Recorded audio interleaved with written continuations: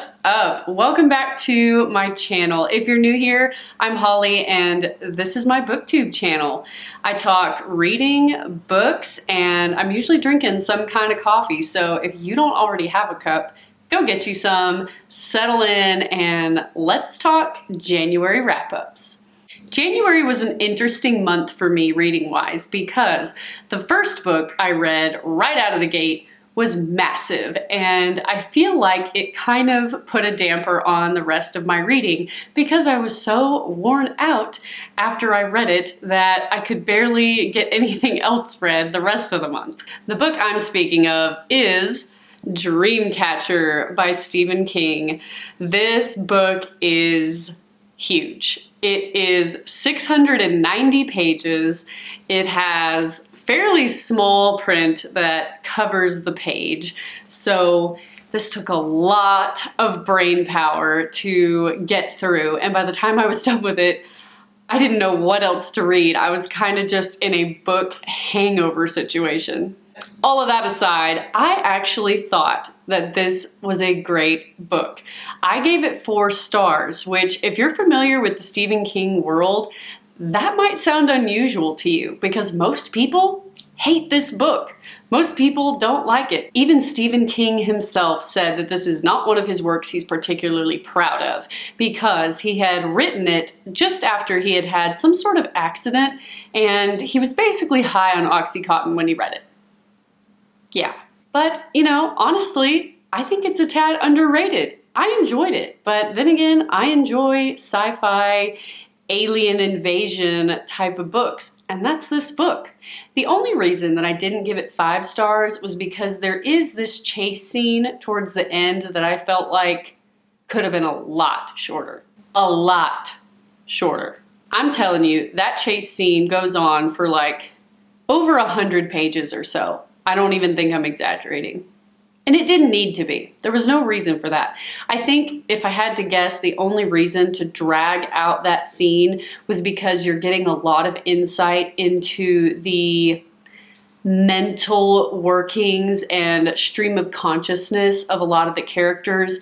And maybe that's why it dragged on so long, but that made the latter half of the book really hard for me to get through because I just could not wait for this chase scene to finally end. But other than that, I think you see a lot of Stephen King's genius really come through in this book because only someone with a high IQ could write about so many characters, so many thoughts, so many memories, so many streams of consciousness and manage to seamlessly tie all of them together into an incredible finish. It even took a lot just to read it and understand all that was going on, and I'm still sure that I missed some sort of connection. I did also appreciate the Pennywise reference. You'll see right here where I have tabbed the book, there is a Pennywise reference in the book, which I did appreciate. So if you're a fan of It, Stephen King's book, It. If you read this, you will appreciate that as well. And like I said, I gave it 4 stars. I was entertained. I enjoyed it. Was there weird stuff in it? Oh yeah, big time. But I didn't think it ruined the story. I thought it was interesting. I had a good time. So there you have it. That is Dreamcatcher by Stephen King. As I mentioned, I was really worn out after getting through Dreamcatcher, even though I enjoyed it. So the next 2 books that I picked up for the month were cozy mysteries. I needed something light and easy to read and something to nurse my book hangover. The first cozy mystery is Beaches, Bungalows, and Burglaries by Tonya Kappes. I had never read anything by Tonya Kappes. This is the first in her Campers and Criminals series.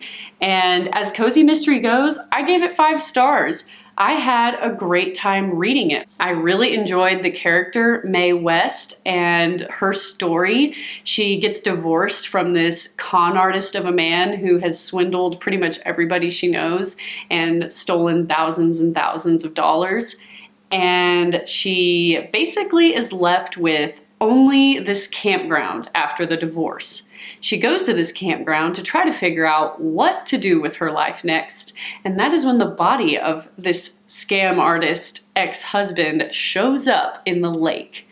Of course, authorities are looking at her as suspect number one, and she has to go about proving her innocence. She meets all these incredible small town southern characters along the way that I really loved.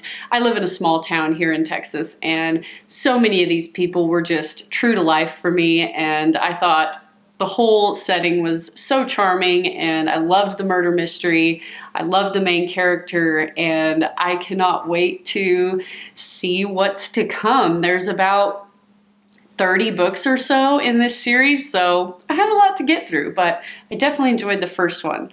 That is Beaches, Bungalows, and Burglaries by Tonya Kappes. And the next cozy mystery that I read in January was Killer Chardonnay by Kate Lansing. If you follow me on Instagram, you've seen me talk about this one a lot. And if you follow this channel, I think I should have a reading vlog on this book coming out before you even see this video. So you've probably already heard my play-by-play thoughts on this book, so you know I love it. I absolutely loved it. I gave it 5 stars. It is honestly my favorite cozy mystery I've ever read. Seriously. Not that I've read a ton. I'm still working through the cozy mystery world, but so far this is my favorite cozy mystery I've read. I loved the Boulder, Colorado setting. I loved that the main character owns a winery. I loved the main character herself. I thought she was smart and witty and tough, and I totally got on board with her as a character. She didn't irritate me. She didn't do anything that I thought was dumb. I wasn't sitting there screaming at her saying, "What are you doing?" I was with her every move. I loved her style. I loved how she owns a winery.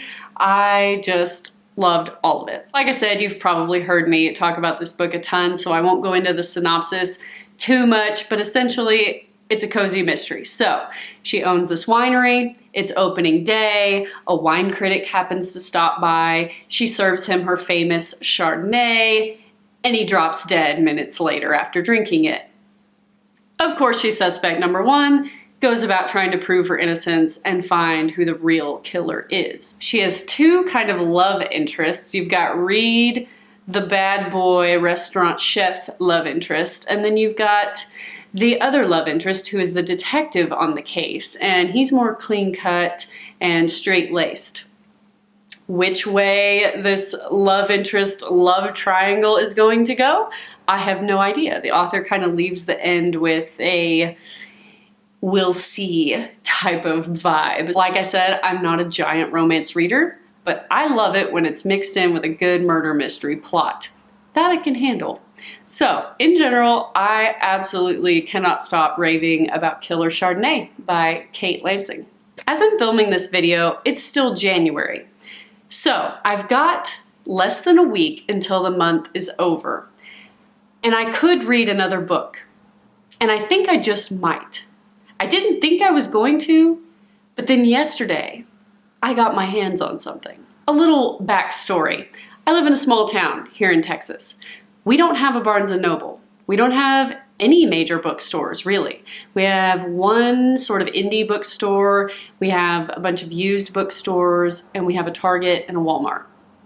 That's pretty much it in the way of book shopping. So I don't get to go to Barnes & Noble a whole lot, but my mom went to Dallas this past weekend, went to Barnes & Noble, sent me tons of photos and videos of Barnes & Noble, rubbing it in, making me jealous, and then tells me she got me something. So yesterday I went to pick it up, and that is How to Sell a Haunted House by Grady Hendrix. I geeked. I did not think I was going to get to read this along with everybody else. This has been all over the internet. Everybody's talking about it, everybody's raving about it, and I thought I was just going to have to sit here with my FOMO and wait it out until I could check it out at the library or until I felt it necessary to cough up the $28 or so to get it. But my mom came through, she's the real MVP, and I've got my hands on it now, and with less than a week left to go in January, it's very possible I could binge read this and add it to my January wrap-up list. That's why it's included in this video. It's a potential January wrap-up.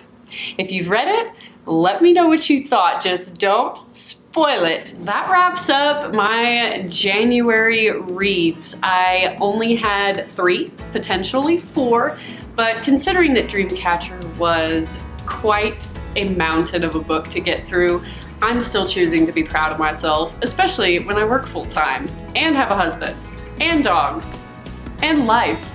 Let me know what you managed to get read this month, and maybe let me know what you're gonna read next month in February. See y'all later. Bye y'all.